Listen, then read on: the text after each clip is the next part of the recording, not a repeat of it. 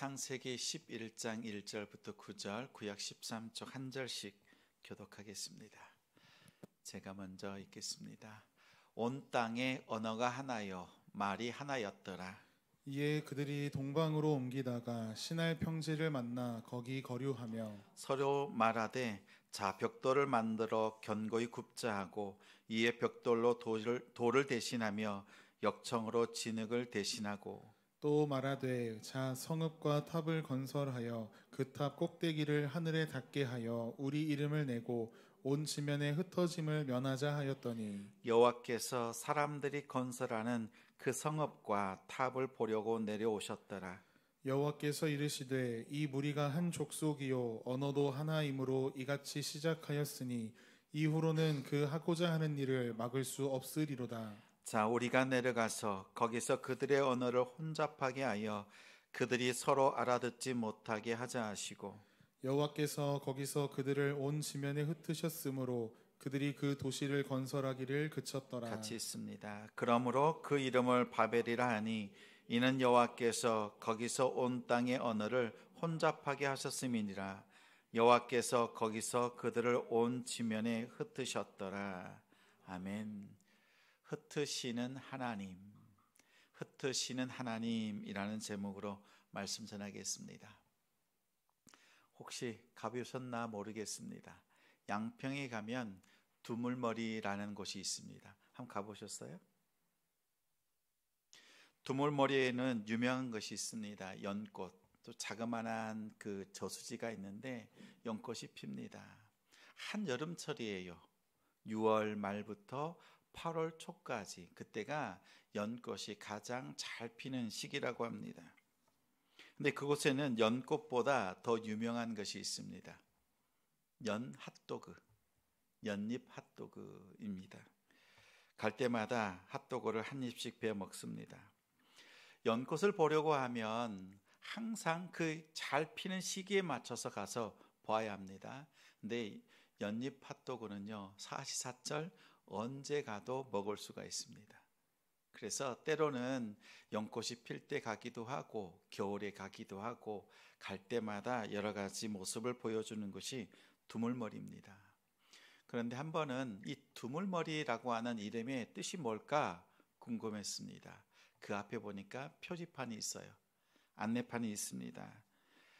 북한강, 남한강, 이 두 강이 만나는 곳, 두 물이 만나는 자리라는 뜻이랍니다. 그래서 두물머리라고 합니다.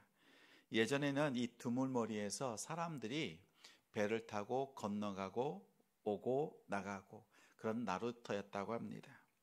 오늘 말씀에 보면 2절에 시날이라고 나오지요.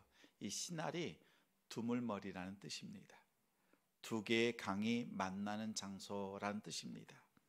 보면 유프라테스 강 그리고 티그리스 강, 이 두 강이 만나는 곳이 바벨이었습니다. 우리가 잘 아는 메소포타미아 문명이 시작된 곳이지요. 이곳은 물이 풍부합니다. 평야지대예요. 그러니까 사람들이 모일 때 어떻게 모여요? 좀 살만한 곳, 또 평야지대 곡식이 잘 익어가는, 익을 수 있는 그런 평야지대에 모이는 거지요. 그래서 성을 쌓고 바벨이라고 하는 도시를 건설합니다. 그러니까 높은 탑을 세웁니다. 많은 사람들이 모여서 문화를 형성합니다. 이렇게 문명이 시작되는 장소였습니다. 제가 아는 사람들 중에 한 분이요, 세상에 돌아가는 그러한 시사상식에 대해서 아주 해박하신 분이 있어요. 가끔 모여서 차 한 잔을 나누면 세상의 이야기들을 막 합니다. 그런데 지난주에 이런 이야기를 하는 거예요. 세계에서 가장 빠르게 성장하는 도시가 있다. 세계에서 가장 빠르게 성장하는 도시래요. 근데 그곳이 다름 아닌 땅이 아주 넓은데 빠르게 성장하는 곳이 화성시라고 합니다. 그래서 물었죠. 우리나라서겠지라고 했더니 세계에서 가장 빠르게 성장하는, 단기간에 성장하는 곳이라고 합니다. 속으로는 믿거나 말거나 했습니다. 그런데 가만히 보면 화성시가 인구의 유입률이 엄청나게 높고 빠릅니다. 사람들이 많이 모이죠. 지난해에 100만 명이 넘었지요. 그래서 올해 1월 1일부터 특례시가 되었잖아요. 일반 도시였다가 특례시가 되면 달라지는 것들이 있습니다. 결정권들이 달라져요. 주어지는 행정적으로 또 재정적으로 달라지는 것들이 많이 있습니다. 예를 든다면 50층 이하의 건물을 지을 때, 높은 빌딩을 지을 때는 항상 경기도에 물어서 허가를 받고 했어야 됩니다. 그런데 이제는 50층 이하의 건물들에 대해서는 이 화성 특례시 안에서 결정하고 승인해 줄 수가 있습니다. 더 빠르게 지역을 발전시킬 수 있는 거지요. 그리고 산지를 전용한다든지 농지를 전용한다든지 관광 특구를 지정한다, 이런 것도 이제는 시 자체적으로 결정할 수 있는 겁니다. 그만큼 결정권이 생긴 거죠. 스스로 할 수 있습니다. 그리고 복지 혜택도, 그 수준도 대상도 확대해서 여러 사람들이 혜택을 받을 수 있도록 합니다. 앞으로 우리 화성시가 더 많이 발전하겠지요? 그러겠지요? 우리가 살고 있는 곳이 더 좋은 곳이 될 줄 압니다. 특히 이 주변에 보면 용인시 옆에 우리가 잘 아는 우리 원산, 그리고 바로 옆에 있는 남사, 큰 대단지 개발이 발표되었지요. 반도체 공장들이 들어오고 어마어마하게 바뀔 겁니다. 아마도 10년 안에는 지금의 모습과 완전히 다른 지역으로 달라질 겁니다. 그러면서 이분이 얘기하는 거예요. 지금 동투는 다 지어질 대로 다 지었고 사람이 들어서 올 만큼 다 들어왔죠. 이제 더 발전할 것이 없다 이렇게 생각하지만 바로 옆에 있는 지역들이 발전하면서 동투에 수많은 인원들이, 사람들이 들어올 거랍니다. 그러면서 부동산이 좋아질 것이다.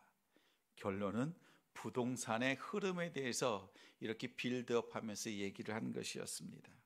다시 말하면 이 지역이 사람이 많아질 것이고, 그리고 주어져 있는 그 결정권도 많아지고 권한도 많아진다라는 것이요. 또 교육, 노후, 이런 부분들에 대해서 아주 윤택한 곳이 될 것이다 라는 그러한 장황한 이야기였습니다. 저는 그 이야기를 가만히 들으면서 준비하던 이 말씀이 생각이 났어요. 도시를 하나 건축하고 건설할 때에는 그냥 허투루 안 하지요. 하나하나 따져보고 교육, 그리고 이 지역사회가 얼마나 발전하실 것인가, 이러한 목적을 두고 도시를 건설합니다. 신도시가 들어서는 것처럼 오늘 본문에 나와 있는 신할, 이 두 물이 만나는 그 지역에, 이 평지에 도시가 세워집니다. 그런데 도시를 세우는데 그냥 자연스럽게 세워진 것이 아니에요. 오늘 1절에 보니까 언어가 하나다라고 말합니다. 말이 하나였습니다. 서로 통하는데 아주 잘 통하지요. 다른 언어가 없어요. 많은 사람들이 모였지만 소통하는 데는 하나도 어려움이 없었습니다. 오히려 사람들은 서로 도우면서 바벨이라고 하는 도시를 건축합니다. 더욱이 건축하기 좋은 평지입니다. 좋은 땅입니다. 물이 가득하고 많은 사람들을 윤택하게 해줄 수 있는, 필요를 다 채워줄 수 있는 그런 지역이었습니다. 그런데 이러한 바벨을 건축한 동기와 목적이 4절에 언급되어 있습니다. 우리 4절 말씀 같이 읽겠습니다. 또 말하되 자 성읍과 탑을 건설하여 그 탑 꼭대기를 하늘에 닿게 하여 우리 이름을 내고 온 지면에 흩어짐을 면하자 하였더니, 오늘 말씀해 보니까 건축의 동기, 이 도시를 만든 목적이 보입니다. 보니까 첫 번째가 뭐예요? 하늘에 닿게 하자라고 합니다. 왜 도시를 건축하는데 넓고 이렇게 많은 집이 아니라 높게 짓자라고 했을까요? 사람들은 기억하고 있는 거예요. 창세기 6장에 사람들이 다 전멸했습니다. 노아 가족 외에는 다 죽고 말았어요. 자, 다시 한번 홍수가 온다면 우리는 다 죽을 수밖에 없다는 거지요. 그래서 그때를 대비해서 높은 집들, 거주할 수 있는 탑들을 지어놓고 그 위험들을 피하자고 했던 겁니다. 홍수를 통해서 죽을 수밖에 없었던 노아의 심판은 왜 왔지요? 홍수 때문에 사람들이 죽었나요? 사람들은 왜 죽었어요? 죄 때문에 홍수가 임했고 그 홍수로 인해서 모든 생명 있는 것, 호흡 있는 것들이 다 죽음을 당했습니다. 그런데 이들은 생각해요. 우리가 죽은 이유가 죄 때문이 아니라 홍수 때문에 두려움이 왔고 그 홍수 때문에 죽었다라고 생각합니다. 그래서 바벨 그 평지에다가 건축하기 시작한 겁니다. 하나님께서 다시는 물로 심판하지 않겠다라고 무지개를 통해서 약속해 주셨잖아요. 그럼에도 불구하고 다시 홍수가 임했을 때 그 위기를 극복할 수 있는 방법을 스스로 찾는 겁니다. 다시 말하면 하나님의 구원의 약속을 믿지 않는 거지요. 하나님의 약속을 믿지 않았습니다. 그래서 높은 탑을 쌓고 직접 홍수를 피하고자 했습니다. 하나님의 약속을 믿지 않는 것 불신앙입니다. 하나님의 약속이 있음에도 불구하고 내 힘으로 해보려고 하는 것, 이것 불신앙입니다. 우리가 어려움을 당하는 것은 죄의 문제예요. 하나님께서는 그 죄의 문제를 간과하지 않으십니다. 이제는 그 문제를 다르게 풀이하고 다르게 풀어주시는 것이, 해결해 주시는 분이 우리 하나님의 방법입니다. 오늘 4절 말씀에 보면 두 번째가 나옵니다. 첫 번째는 하늘에 닿게 하는 것이었고 두 번째는 그 다음에 우리의 이름을 내자라고 합니다. 웨스트민스터 소요리 질문 1번, 사람의 인생의 목적이 무엇이냐라고 나오지요. 뭐라고 답하고 있죠?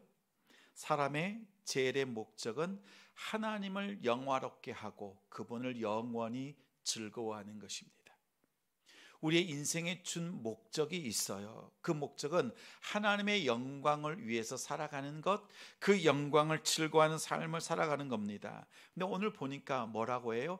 우리의 이름을 내자, 사람의 이름을 내자라고 합니다.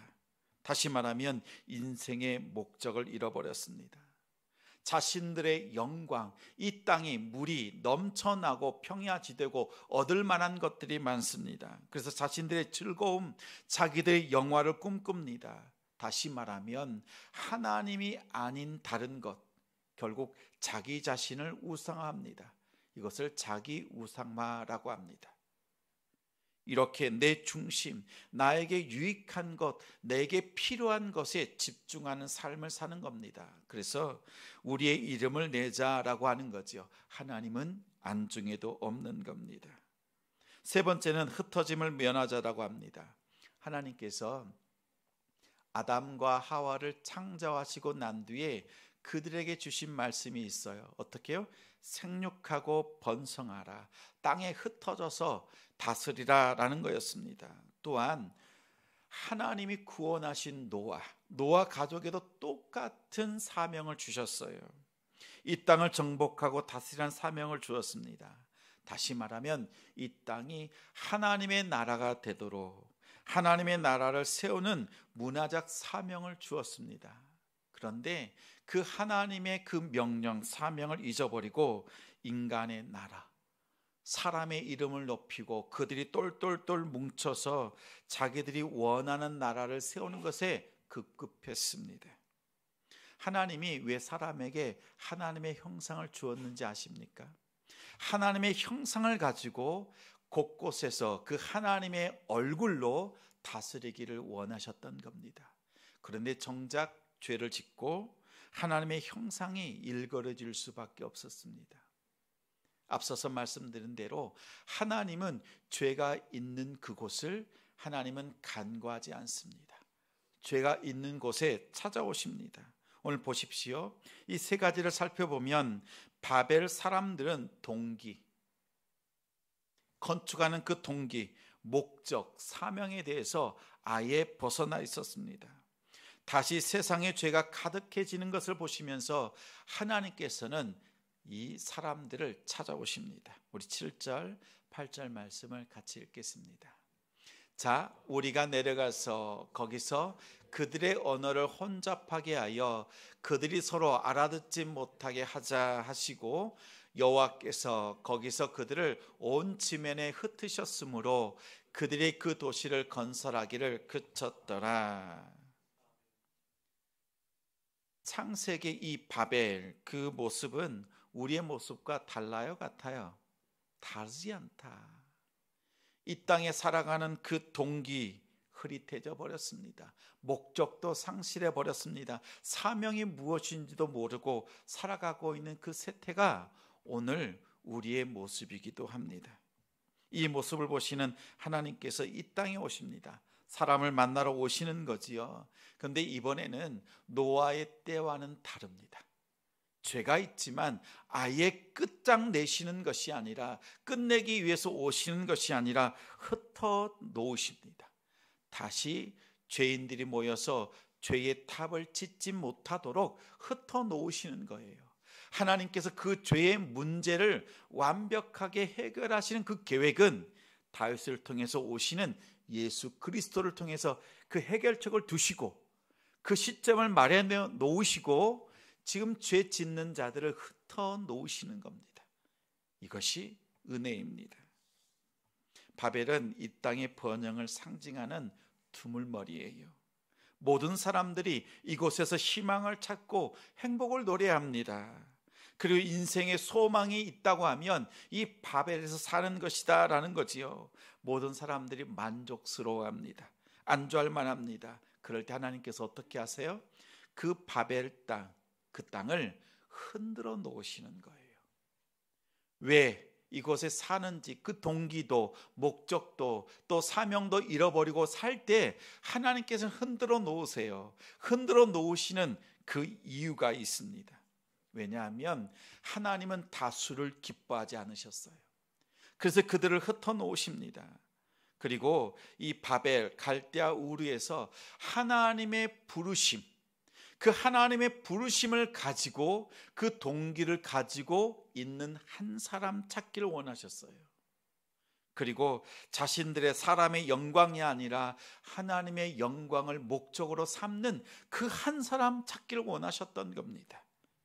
세 번째는 세상 나라에 살면서도 하나님의 나라를 꿈꾸면서 그 나라를 성취하고 이뤄가는 그 한 사람이 누가 있는가, 그 한 사람을 찾기 위해서요 다수의 그 삶을 흔들어 놓으시는 거예요. 오늘 9절 말씀에서 이 바벨 이 사건이 기록이 끝나고 나면 10절부터는 셈족에 대한 그 계보가 나옵니다. 그 계보의 마지막이 중요합니다. 그 한 사람이 과연 누구인가라는 거지요. 오늘 말씀 함께 찾아보겠습니다. 11장 우리 30절 31절 14쪽입니다. 창세기 11장 31절 32절 같이 읽습니다. 데라가 그 아들 아브람과 하란의 아들인 그의 손자 롯과 그의 며느리 아브람의 아내 사레를 데리고 갈대아인의 우르를 떠나 가나안 땅으로 가고자 하더니 하란에 이르러 거기 거류하였으며 데라는 나이가 205세가 되어 하란에서 죽었더라. 오늘 31절 말씀에 보니까 주어가 나오지요. 데라가 그 아들 아브람과 하란의 아들 그의 손자 롯과 이렇게 말합니다. 주어가 누구라고요? 데라가요. 근데 12장에 시작할 때 뭐라 그래요? 아브라함은 하나님의 부르심을 받고 갈 바를 모르고 하나님의 그 말씀을 따라 나아갔다라고 합니다. 자 보십시오. 이 바벨이라는 그 탑이 세워진 그 교만, 세상 나라가 세워진 것을 하나님께서 흔드시는 거예요. 근데 그 중에서 한 사람을 구원해 내시는 겁니다. 그 한 사람이 누구예요? 데라의 가족, 그 중에서 정확하게 말하면 아브라함입니다. 아브라함, 그 한 사람을 불러내시는 거예요. 다수의 사람들은 하나님의 부르심에 반응하지 않고 다수의 사람들은 자기의 영광을 위해서 살아가고 하나님의 영광에 그 목적이 없습니다. 세상 나라에서 푹 빠져 삽니다. 하나님의 나라라고 하는 그 개념이 없어요. 근데 하나님은 그들을 흩어 놓으시는 거예요. 그런데 데려가 보는 거지요. 사람들이 흩어져 가는, 정말 이 땅이 평화롭고 모든 것을 얻을 만한 땅이지만 아버지 데려가 보니까 이 땅이 더 이상 머물 수 없는 땅입니다. 하나님이 흩어 놓으시는 거예요. 그때 흩어지는 그 가족들 속에 이 아브라함이 있습니다. 흩어 놓을 때는 어때요? 지금 만족하고 안주할 만하고 평안한데, 이렇게 흩어 놓을 때는 어때요? 아프죠? 고통스럽지요. 그런데 그 결과 가나안 땅으로 올 수 있도록 하나님께서 인도하시는 그 일, 다시 말하면 이것을 섭리라고 합니다. 내 생각과 내 뜻, 내 계획에는 전혀 없었고 내 계획과 전혀 다른 방향으로, 또한 내가 알지 못하는 순간에 내가 머물러서 이곳에 있는 거예요. 이것을 하나님께서 우리를 인도하셨다, 섭리하셨다라는 겁니다. 아브라함은 고백하는 거예요. 이것이 하나님이 나를 부르신 곳이구나. 갈대아 우르를 흔들어 놓으신, 흩으신 그 하나님께서 그 중에서 한 가족을 부르셔서 가나안 땅으로 부르신 이 일은 하나님의 섭리구나라는 것을 깨닫는 거지요. 내가 하나님의 부르심을 따라 이곳에 왔다라는 그 고백입니다.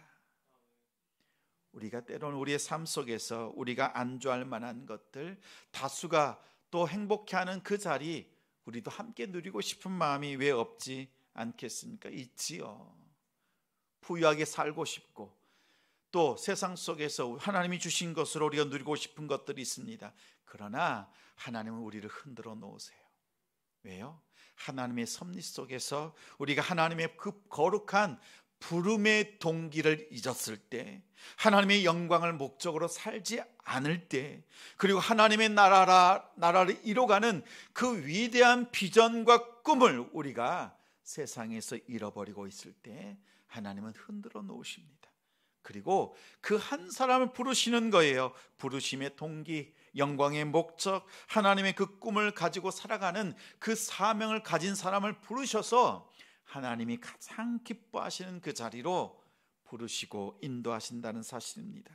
그가 바로 아브라함이었습니다. 또 그 한 사람이 바로 우리 성도입니다. 우리가 세상 속에서 살고 있지만 우리가 하나님의 거룩하신 그 부르심을 받은 성도다라는 것을 기억하십시오.